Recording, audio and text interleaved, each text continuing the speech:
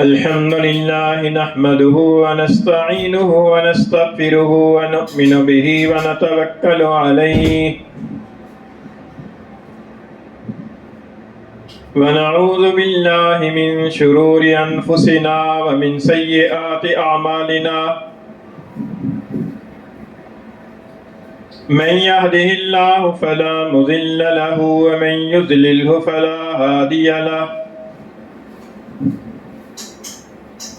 ونشهد أن لا إله إلا الله وحده لا شريك له ونشهد أن سيدنا وسندنا وحبيبنا وحبيب ربنا ومولانا ونبينا محمدا عبده ورسوله وصلى الله تعالى عليه وعلى آله وأصحابه وبارك وسلم تسليما كثيرا كثيرا.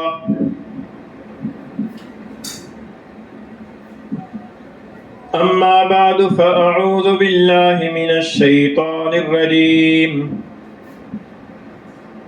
بسم الله الرحمن الرحيم. الذين إن مكناهم في الأرض أقاموا الصلاة وآتوا الزكاة وأمروا بالمعروف ونهوا عن المنكر ولله عاقبة الأمور. وقال النبي صلى الله عليه وسلم كلكم راع وكلكم مسؤول عن رعيته أو كما قال رسول الله صلى الله عليه وسلم صدق الله مولانا العظيم وصدق رسوله النبي الكريم ونحن على ذلك لمن الشاهدين والشاكرين والصلاة والسلام على سيد الأنبياء والمرسلين والحمد لله رب العالمين. میرے قابل سعادت احترام بزرگوں، بھائیوں اور دوستوں،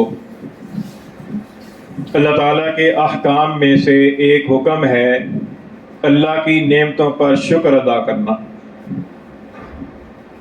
قرآن مجید کے اندر بھی کئی مقامات پر شکر کا تذکرہ ہے اور احادیث کے اندر بھی شکر کرنے کا حکم اور اس کی ترغیب ارشاد فرمائی گئی ہے. اور اللہ تعالیٰ کی نعمتیں بے شمار ہیں. اللہ تعالیٰ کا ارشاد ہے وَإِن تَعُدُّوا نِعْمَةَ اللَّهِ لَا تُحْصُوهَا، کہ اگر تم اللہ تعالیٰ کی نعمتوں کو شمار کرو گے تو شمار نہیں کر سکتے. اور اللہ تعالیٰ کی ہر نعمت کی پر شکر ادا کرنا واجب ہے. اللہ تعالیٰ کی نعمتوں میں سے بعض نعمتیں ایسی ہیں کہ جو انفرادی حیثیت رکھتی ہیں اور انسان کو انفرادی طور پر ہر فرد کی طرف وہ نعمتیں متوجہ ہوتی ہیں. ان میں انفرادی طور پر شکر ادا کرنا ضروری ہے. جیسے اللہ تعالیٰ نے کسی کو مال دیا ہے، کسی کو اولاد دی ہے، کسی کو عزت دی ہے، کسی کو کوئی مقام عطا فرمایا ہے، کسی کو علم عطا فرمایا، کسی کو صحت عطا فرمائی. یہ انفرادی طور پر نعمتیں ہو گئی. اور کچھ نعمتیں ایسی ہیں کہ جو اجتماعی سطح کی نعمتیں ہیں، قومی درجے کی نعمتیں ہیں. ان قومی اور اجتماعی سطح کی جو نعمتیں ہیں وہ بھی بہت ساری ہیں. اور انہی نعمتوں میں سے ایک بڑی نعمت ہے آزادی کی نعمت، کہ جو اللہ تعالیٰ نے آج سے کم و بیش 75 سال یا اس سے زیادہ عرصہ پہلے اللہ تعالیٰ نے ہمیں عطا فرمائی ہے. اور ہر سال 14 اگست کے موقع کے پر اس آزادی کا اپنے اپنے طور پر اظہار کیا جاتا ہے، اس نعمت کا شکر ادا کیا جاتا ہے. تو اللہ تعالیٰ کی جیسے اور نعمتوں کی قدردانی کرنا ضروری ہے، اسی طریقے سے اللہ تعالیٰ کی دی ہوئی اس نعمت کی قدردانی کرنا بھی ضروری ہے. اور اس کی ناقدری کرنا درست نہیں ہے، کیونکہ ناقدری کرنے سے بعض اوقات اللہ تعالیٰ کی دی ہوئی نعمت چھین لی جاتی ہے، واپس ہو جاتی ہے. اللہ تعالیٰ کا ارشاد ہے لئن شکرتم لازیدنکم، کہ اگر تم شکر ادا کرو گے تو میں تمہیں نعمت میں اضافہ کروں گا. ولئن کفرتم فإن عذابی لشدید، اور اگر تم ناشکری کرو گے تو پھر میرا عذاب اور میری پکڑ بہت سخت ہے. تو اس لیے قومی اور اجتماعی سطح پر ہمیں اس نعمت کی بھی قدر کرنی چاہیے جو اللہ تعالیٰ نے اپنے فضل و کرم کے ساتھ اور بہت سارے اہل علم اور بہت سارے عام مسلمانوں کی قربانیوں کے نتیجے کے اندر اللہ تعالیٰ نے یہ نعمت ہمیں عطا فرمائی ہے۔ ہمارا مزاج جو ہے نا بہت مختلف طرح کا ہے۔ بعض لوگوں کا مزاج جو ہے نا وہ شاکیانہ مزاج ہوتا ہے۔ شاکیانہ مزاج کا مطلب ہے شکوے والا مزاج، شکایت والا مزاج۔ اور بعض لوگوں کا مزاج ہوتا ہے شاکرانہ مزاج۔ شاکرانہ مزاج کا مطلب یہ ہے کہ اللہ تعالیٰ کی نعمتوں کا شکر ادا کرنا۔ بعض لوگ تو ایسے مزاج کے ہوتے ہیں کہ اللہ تعالیٰ کی چھوٹی چھوٹی نعمت کی پر بھی شکر ادا کرتے ہیں اور اللہ تعالیٰ کی چھوٹی چھوٹی نعمتوں کی بھی قدر کرتے ہیں۔ اور بعض لوگوں کا مزاج شکوے والا ہوتا ہے، وہ اللہ تعالیٰ کی ہر نعمت کے اندر کوئی نہ کوئی شکوہ اور شکایت کا پہلو نکالتے ہیں اور اللہ تعالیٰ کی نعمت کی اوپر شکوہ کرتے ہیں۔ یہ شاکیانہ مزاج درست نہیں ہے۔ اپنے مزاج کو شاکرانہ مزاج بنانا چاہیے، شکر کرنے والا مزاج بنانا چاہیے، کیونکہ شکر اللہ تعالیٰ کا حکم بھی ہے اور اللہ تعالیٰ کو پسند بھی ہے۔ لیکن شکایت کرنا اور شکوہ کرنا یہ اللہ کو بھی پسند نہیں ہے اور لوگوں کو بھی پسند نہیں ہے، تو لہذا شکوے والا مزاج نہیں ہونا چاہیے۔ اسی شکوے والے مزاج والے جو لوگ ہیں وہ اپنے ملک کے پاکستان کے بارے میں بھی شکوہ کرتے ہوئے نظر آتے ہیں۔ چنانچہ وہ اپنے ملک پاکستان کے نظام کے بارے میں اور اس ملک پاکستان کے ٹکڑے کے بارے میں اور اللہ تعالیٰ نے اس ملک کو جو نعمتیں عطا فرمائی ہیں ان نعمتوں کے بارے میں منفی خیالات اور منفی سوچ کے حامل ہیں۔ ایسا نہیں ہونا چاہیے۔ یہ تو ایسی ہے کہ جس تھالی میں کھائیں اسی میں چھید کریں۔ جس ملک کے اندر رہ رہے ہیں اور جس ملک کے اندر پیدائش ہوئی ہے اور جس ملک کے اندر مرنا ہے اور جس ملک کی شہریت اختیار کی ہوئی ہے، اسی ملک کی نعمتیں بھی استعمال کر رہے ہیں اور اسی ملک کے خلاف اپنا ایک سوچ بھی رکھ رہے ہیں اور اسی ملک کے خلاف زبان سے باتیں بھی کر رہے ہیں، تو یہ اللہ تعالیٰ کی نعمت کی ناقدری ہے۔ اگرچہ اللہ تعالیٰ نے جو نعمت ہمیں عطا فرمائی ہے اور جس مقصد کے لیے یہ ملک حاصل کیا گیا تھا اس مقصد کی طرف تو کوئی زیادہ پیش رفت نہیں ہوئی ہے، لیکن یہ پیش رفت بھی ظاہر ہے کہ ہم نے مل جل کر کرنی ہے۔ اگر ہماری سوچ ہی مثبت نہیں ہوگی اور ہماری سوچ ہی اپنے ملک کے بارے میں قدردانی والی اور شکر والی سوچ نہیں ہوگی تو پھر اس ملک کی ترقی کیسے ہو سکتی ہے؟ کیونکہ ملک تو کسی زمین کے ٹکڑے کا نام نہیں ہے، زمین کے خطے کا نام نہیں ہے، بلکہ ملک تو ایک سوچ رکھنے والی قوم کا نام ہے، ایک اچھی اور ایک منفرد سوچ رکھنے والی اور مثبت سوچ رکھنے والی قوم کا نام ہے۔ آپ اس بات پہ غور فرمائیے کہ ہم نے انگریزوں سے یہ آزادی حاصل کیوں کی ہے؟ انگریزوں سے ہمارا کیا اختلاف تھا، کیا دشمنی تھی؟ بنیادی طور پر اختلاف یہ تھا کہ انگریزوں نے آ کر ہمارے ملک کی پر قبضہ کیا اور انہوں نے اپنی سوچ کو ہمارے افراد کی پر مسلط کیا، اپنے نظام تعلیم کو لائے اور ہمارے نظام تعلیم کو ختم کر دیا، اپنا جو ایک تجارتی سسٹم تھا اس کو لائے اور ہمارے تجارتی سسٹم کو ختم کیا، اس کو ڈسٹرب کیا، اور ان سے جو بنیادی اختلاف ہے وہ ہمارا کفر اور اسلام کا اختلاف ہے۔ تو اب ہم اپنے اعمال کی پر ہمیں غور کرنا چاہیے کہ ہمارے اعمال جو ہے نا اگرچہ عقیدے اور نظریے کے طور پر تو ہم مسلمان ہیں، اور یہ بھی بہت بڑی اللہ تعالیٰ کی نعمت ہے کہ عقیدے اور نظریے کے اعتبار سے ہم مسلمان ہیں، کیونکہ قیامت کے دن جو فیصلہ ہوگا تو وہ ایمان اور کفر کی بنیاد پر ہوگا۔ جو عقیدے اور نظریے کے اعتبار سے ذرا سا بھی ایمان رکھتا ہوگا وہ آدمی نجات پائے گا، ہمیشہ کے لیے جنت میں جائے گا، اور جو آدمی عقیدے اور نظریے کے اعتبار سے ایک رائی کے دانے کے برابر بھی ایمان سے محروم ہوگا وہ کافر ہوگا، ہمیشہ کے لیے کافر رہے گا۔ تو یہ ایک اللہ تعالیٰ کی یہ بھی بہت بڑی نعمت ہے کہ اللہ تعالیٰ نے ہمیں مسلمان بنایا ہے، ایمان عطا فرمایا ہے، اسلام کی دولت عطا فرمائی ہے۔ لیکن اگر اعمال کے اعتبار سے دیکھا جائے تو ہمارے اعمال جو ہے نا وہ کافروں اور انگریزوں کے اعمال سے کوئی زیادہ مختلف نہیں ہے۔ عملی اعتبار سے اگر ہم اپنا جائزہ لیں تو عملی اعتبار سے ہمیں کچھ زیادہ فرق نظر نہیں آتا، نہ تو وضاقتہ کے اعتبار سے فرق نظر آتا ہے، نہ لباس کے اعتبار سے فرق نظر آتا ہے، نہ غمی شادی کی تقریبات کے اعتبار سے فرق نظر آتا ہے، نہ ہمیں اپنے تجارتی اور تعلیمی سسٹم کے اعتبار سے کوئی فرق نظر آتا ہے، نہ عدالتی سسٹم کے اعتبار سے کوئی فرق نظر آتا ہے۔ تو یہ پھر آزادی لی کس لیے ہے؟ آزادی لی تو اسی لیے ہے کہ یہ ایک الگ خطہ ہو جس کے اوپر مسلمان افراد حکمران ہو، اور مسلمان افراد جو ہے نا وہ فیصلہ کرنے والے ہوں، اور مسلمان افراد جو ہے وہ تعلیم دینے والے ہوں، مسلمان افراد شعور دینے والے ہوں، اور مسلمان افراد جو ہے وہ تجارت کرنے والے ہوں، اور مسلمان افراد ہی باقی سسٹم کو چلانے والے ہوں۔ تو اگر وہ مسلمان افراد ہونے کے باوجود جو ہے وہ انہی کے نظام کے مطابق فیصلے کریں، انہی کے نظام کے مطابق تعلیم دیں، انہی کے نظام کے مطابق اپنے دفتری نظام کو چلائیں، انہی کے نظام کے مطابق جو ہے نا وہ اپنے تعلیمی نظام کو چلائیں، تو پھر ان میں اور ہم میں کیا فرق رہ گیا؟ یہ جو ملک آزاد کرایا تھا اور اس کے لیے جو لاکھوں مسلمانوں نے قربانیاں دی ہیں اور کوششیں کی ہیں اور اللہ تعالیٰ کے فضل و کرم سے یہ نعمت ہمیں حاصل ہوئی ہے، اس نعمت کے حاصل کرنے کا مقصود یہ تھا کہ ہمارے جو اللہ تعالیٰ نے اسلام کی صورت کے اندر ہمیں جو ایک الگ تشخص عطا فرمایا ہے، اس تشخص کے اعتبار سے ہم اپنے ملک کو اور اپنی قوم کو چلائیں۔ اس کو اس مقصد کے لیے حاصل کیا گیا تھا، اگرچہ اس مقصد کی طرف تو کوئی اتنی پیش رفت نہیں ہوئی ہے، لیکن پھر بھی اس ملک کی ناقدری کرنا درست نہیں ہے، کیونکہ اللہ تعالیٰ نے جتنی نعمت عطا فرمائی ہے اتنی نعمت کی قدردانی کرنے سے آگے بڑھا جائے گا اور اسی کے مطابق آگے ترقی کی جائے گی۔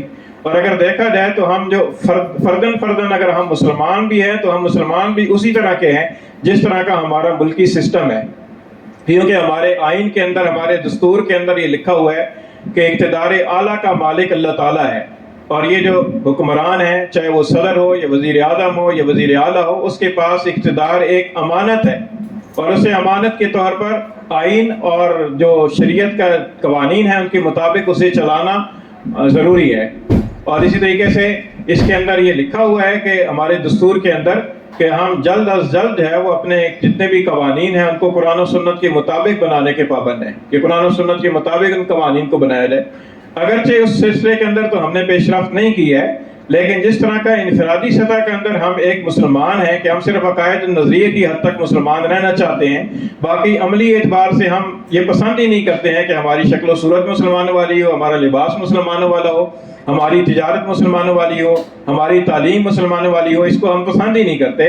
تو اسی درجے کے اندر ہمارا ملک بھی ہے، اسی درجے کے اندر صرف دستور کے اندر، صرف قوانین کے اندر، صرف کاغذوں کے اندر لکھا ہوا ہے کہ اقتدار اعلیٰ کا مالک اللہ ہے، اور صرف کاغذوں کے اندر اور دستور کے اندر لکھا ہوا ہے کہ اس ملک کا جو نظام ہوگا وہ اسلامی ہوگا۔ اگرچہ یہ بھی غنیمت ہے اور اس کی بھی قدر کرنی چاہیے، لیکن ہمیں مزید آگے بڑھنا چاہیے، ترقی کرنی چاہیے، سوچنا چاہیے، غور فکر کرنا چاہیے کہ ہم نے کافروں سے نجات حاصل کر لی، کافروں سے آزادی حاصل کر لی، لیکن کفر سے آزادی حاصل نہ کی تو کیا فائدہ ہوا؟ اگر ہم نے انگریزوں سے آزادی حاصل کر لی لیکن انگریزی سوچ سے آزادی حاصل نہ کی تو پھر اس آزادی کا کیا فیصلہ ہوگا؟ وہ آزادی حقیقی آزادی نہ ہوئی۔ حقیقی آزادی کا مفہوم یہ ہے کہ آدمی جو ہے نا جس طریقے سے کافر سے آزاد ہو کر رہے، اسی طریقے سے کفر کی سوچ سے بھی آزاد ہو کر سوچے، اور جس طریقے سے انگریز سے آزاد ہو کر رہے اسی طریقے سے انگریزی سوچ سے بھی آزاد ہو کر رہے۔ آج ہم نے جو ہے نا وہ انگریزوں سے نجات حاصل کر لی، آزادی حاصل کر لی، لیکن انگریزی جو طرز فکر ہے اس سے ہم نے آزادی حاصل نہیں کی۔ نتیجہ یہ نکلتا ہے کہ ہمارا تعلیمی نظام بھی اسی طرح، ہمارا عدالتی نظام بھی اسی طرح ہے، اور اس کے اندر کوئی خاطر خواہ تبدیلی نہیں آئی۔ تو اس لیے اس کے بارے میں ایک حدیث شریف سے رہنمائی ملتی ہے۔ حضور نبی کریم صلی اللہ علیہ وسلم نے ارشاد فرمایا کہ من عیر اخاہ بذنب قد تاب منہ لم یمت حتی یعملہ، کہ آدمی اپنے بھائی کو اگر کسی ایسے گناہ کی وجہ سے عار دلائے کہ جس سے اس نے توبہ کر لی ہے، تو وہ آدمی عار دلانے والا اس وقت تک نہیں مرے گا جب تک کہ وہ اس عمل کو کر نہیں لے گا۔ تو یہ بہت بڑی بات ہے۔ آج ہم یہ تو سوچ رکھتے ہیں کہ چور برا ہے، چور سے نفرت کرنی چاہیے، لیکن چوری بری ہے، چوری سے نفرت کرنی چاہیے، یہ ہماری سوچ نہیں ہے۔ آج ہم یہ تو سوچ رکھتے ہیں کہ شرابی برا ہے، شراب بری ہے، لیکن شراب پینے سے جو نفرت ہے وہ نفرت ہمارے ذہنوں میں نہیں ہے۔ یہی وجہ ہے کہ گناہگار سے نفرت ہے، گناہ سے نفرت نہیں ہے، اور اس کا نتیجہ یہ نکلتا ہے کہ ہم انہی گناہوں کے اندر خود مبتلا ہوتے ہیں کہ جن گناہوں کی وجہ سے دوسروں کو الزام دے رہے ہوتے ہیں، اور اس کا نتیجہ یہ ہے کہ ہم وہ کام کر رہے ہوتے ہیں اور اس کام کے اندر کوئی برائی نہیں سمجھتے۔ حالانکہ جس طریقے سے چور سے نفرت ہے تو چوری سے نفرت ہونی چاہیے۔ چور سے نفرت کس وجہ سے ہے؟ چوری کی وجہ سے ہے، کیونکہ اس کی ذات کی وجہ سے تو کوئی نفرت نہیں ہے، اس کے اس برے عمل کی وجہ سے نفرت ہے۔ اگر وہ برے عمل سے توبہ کر لیتا ہے لیکن ہم اس برے عمل کو چھوڑنے کے لیے تیار نہیں ہیں تو قابل نفرت تو ہم ہو گئے۔ اسی طریقے سے ڈاکو سے نفرت بٹھا دی گئی لیکن ڈاکے سے نفرت نہیں بٹھائی گئی۔ نتیجہ یہ نکلا کہ ڈاکہ کرنے والے بھی پاکستانی ہیں، ڈاکہ کرنے کے بعد جو لٹنے والے ہیں وہ بھی پاکستانی ہیں، چوری کرنے والے بھی پاکستانی ہیں اور جن کا مال چوری کیا جا رہا ہے وہ بھی پاکستانی ہیں. تو بحیثیت پاکستانی قوم ہونے کے ہماری سوچ کے اندر وہ خاص تبدیلی نہیں آئی کہ جو تبدیلی آنی چاہیے اور جو شعور پیدا ہونا چاہیے. اور وہ شعور یہ ہے کہ کسی مجرم سے نفرت نہ دلائی جائے بلکہ جرم سے نفرت پیدا کی جائے, اور کسی مجرم کا برا ہونا ثابت نہ کیا جائے بلکہ جرم کا برا ہونا ثابت کیا جائے. جرم کی نفرت دل کے اندر بیٹھے گی تو آدمی جرم سے باز آئے گا, اور اگر جرم کی نفرت نہیں ہوگی, مجرم کی نفرت بیٹھ جائے گی تو اس کا نتیجہ یہی نکلے گا کہ آدمی ان جرائم کے اندر خود مبتلا ہوگا اور انہی جرائم کی وجہ سے دوسرے کو الزام بھی دے رہا ہوگا. سیرت طیبہ کے اندر ایک واقعہ آتا ہے کہ مدینہ شریف کے شمال کی طرف یہودیوں کی ایک بہت بڑی بستی خیبر نام کی آباد تھی, اور وہ یہودی مسلمانوں کے خلاف طرح طرح کی سازشیں کیا کرتے تھے. حضور نبی کریم صلی اللہ علیہ وسلم کی طرف سے اور صحابہ کرام کی طرف سے دفاع بھی کیا جاتا تھا. سن 7 ہجری کے اندر ایک فیصلہ کن مارکے کا فیصلہ کیا گیا, اور نبی کریم صلی اللہ علیہ وسلم اور صحابہ کرام نے یہودیوں کے قلعوں کا محاصرہ کر لیا. اسی دوران کہ آپ صحابہ کرام کا لشکر وہاں پر پڑاؤ ڈالے ہوئے تھا کہ ایک چرواہا جو سیاہ صورت تھا, معمولی سا چرواہا تھا, وہ یہودیوں کے کسی یہودی کی بکریاں چرا رہا تھا. وہ بکریاں چراتے چراتے مسلمانوں کے اس لشکر کے پاس آ گیا. اس کے دل کے اندر ویسے ہی خیال پیدا ہوا کہ چلو دیکھتے ہیں کہ مسلمانوں کا امیر کیسا ہے. تو وہ پوچھتے پوچھتے حضور نبی کریم صلی اللہ علیہ وسلم کی خدمت میں حاضر ہو گیا. آپ صلی اللہ علیہ وسلم میں ایک معمولی سے چھپر کے نیچے تشریف فرما تھے. تو حضور نبی کریم صلی اللہ علیہ وسلم کوئی اور اس کی بات چیت شروع ہو گئی. آپ اس سے اندازہ لگائیے کہ حضور نبی کریم صلی اللہ علیہ وسلم کی مقام اور مرتبہ کیسا ہے. سارے انبیاء کے امام ہیں اور اس وقت لشکر کے سپہ سالار ہیں, لیکن ایک عام معمولی چرواہا جو ہے وہ حضور کی خدمت کے اندر پہنچتا ہے اور آپ صلی اللہ علیہ وسلم کے ساتھ گفت و شنید اور بات چیت شروع ہوتی ہے. نتیجہ یہ ہے کہ تھوڑی دیر کے بعد وہ اسلام قبول کر لیتا ہے, اور جب اسلام قبول کر لیتا ہے تو حضور سے اجازت مانگتا ہے کہ اللہ کے رسول مجھے اجازت دیجیے کہ میں بھی ان مجاہدین کے ساتھ شامل ہو جاؤں. حضور نبی کریم صلی اللہ علیہ وسلم نے فرمایا کہ بخوشی اجازت ہے, لیکن پہلے یہ بکریاں اس یہودی کو واپس کر کے آؤ جس کی یہودی کی یہ بکریاں ہیں. آپ اندازہ لگائیے کہ انہی کے ساتھ تو جنگ ہو رہی ہے, انہی کے ساتھ تو جہاد ہو رہا ہے, اور انہی کی بکریاں وہ لے کر آیا ہے. لیکن نبی کریم صلی اللہ علیہ وسلم نے فرمایا کہ یہ معاہدے کی خلاف ورزی ہے اور یہ مالک کی چیز کے اندر غیر اجازت کے بغیر تصرف ہے, لہذا یہ ان کو واپس کر کے آؤ. چنانچہ وہ آدمی گیا, وہ بکریاں واپس کر کے آیا, پھر جہاد کے اندر شامل ہوا. پھر جب مارکا ختم ہوا تو شہداء کی لاشوں کو دیکھا گیا تو انہی کی لاشوں کے اندر اس کی لاش بھی موجود تھی, وہ بھی اللہ کے راستے میں شہید ہو گیا. اب دیکھیے کہ نہ اس نے کوئی نماز پڑھی, نہ اس نے روزہ رکھا, نہ اس نے زکوٰۃ دی, نہ اس نے حج کیا, نہ اس نے عمرہ کیا, بس جہاد کیا اور اللہ کے راستے کے اندر شہید ہو گیا اور جنت پا گیا. اور تھوڑی سی زندگی ہے اس کی مسلمان ہونے کی زندگی. تو اس سے اندازہ لگایا جا سکتا ہے کہ کسی غیر سے, کسی غیر مسلم سے, کسی یہودی سے, کسی کافر سے, کسی انگریز سے جو ہماری دشمنی اور نفرت ہے وہ کسی کی ذات کی وجہ سے نہیں ہے بلکہ بد عملی کی وجہ سے ہے. اگر وہی بد عملی ہم کرنے لگ جائیں تو پھر ہم میں اور اس میں کیا فرق ہوا؟ پھر دشمنی کی بنا ہی ختم ہو گئی. پھر دشمنی کس بات کی؟ دشمنی تو پھر یہ ہو گیا کہ وہ کرے تو برا ہے اور میں کروں تو برا نہیں ہے. یہ تو کوئی معیار نہیں ہے, یہ کوئی پیمانہ نہیں ہے, یہ تو خود ساختہ پیمانہ ہو گیا کہ فلاں یہ کام کرے گا تو وہ برا ہے, بہت ہی برا ہے, اور میں یہ کام کروں گا تو یہ تو اچھا ہے, یہ میں کرنے کے بعد برا نہیں ہوں گا. تو اس لیے اس بات کو ہمیں پیش نظر رکھنا چاہیے کہ ہم نے جس چیز کے لیے آزادی حاصل کی ہے اس چیز کی خاطر ہمیں آگے بڑھنا چاہیے. ہمارا حال یہ ہے کہ ہم اپنے ہی ملک کی مختلف طرح سے اور مختلف صورتوں کے اندر ہم چوریوں کے اندر مبتلا ہوتے ہیں, اپنی ملک کے قوانین کے خلاف ہم خود ہی کرتے ہیں, اپنی ملک کے قوانین کو ہم خود توڑتے ہیں. جہاں ہمارا بس چلتا ہے وہاں پر ہم رشوت دے کر کام کراتے ہیں, جہاں پر ہمارا بس چلتا ہے وہاں پر ہم 2 نمبری کرتے ہیں, اور پھر سارا الزام جناب ہم دوسروں کے سر ڈال دیتے ہیں, اور پھر ہم اس پر خوش بھی ہوتے ہیں کہ ہم نے آزادی حاصل کر لی. اور آزادی حاصل کرنے کے بعد جو آزادی کی جو تقریب منانے کا جو طریقہ ہے وہ طریقہ بھی ہم نے غیروں سے لیا ہوا ہے. اسی غیروں کی طریقے پر ناچ گانا کر کے اس کی آزادی کا, یہ تو اللہ تعالیٰ کی نعمت کی ناقدری ہوئی. یہ تو ایسے ہی ہے کہ اللہ تعالیٰ نے ایک نعمت عطا فرمائی اور اس نعمت کا شکر ادا کرنے کے لیے اللہ کی نافرمانی کی جائے تو یہ کہاں شکر ہوگا؟ یہ تو ناشکری ہوگی, ناقدری ہوگی. تو اس لیے ہمیں اس نعمت کی ناقدری نہیں کرنی چاہیے. اور اس کا شکر ادا کرنا چاہیے کہ اللہ تعالیٰ نے ایک خطہ ہمیں عطا فرمایا ہے، اور اس خطے کے اندر آگے ترقی ہم نے خود کرنی ہے. ہم نے خود اپنے کریکٹر کو صحیح کرنا ہے، اپنے کردار کو صحیح کرنا ہے، اپنے اندر امانت و دیانت کو پیدا کرنا ہے. ایک واقعہ عرض کرتا ہوں.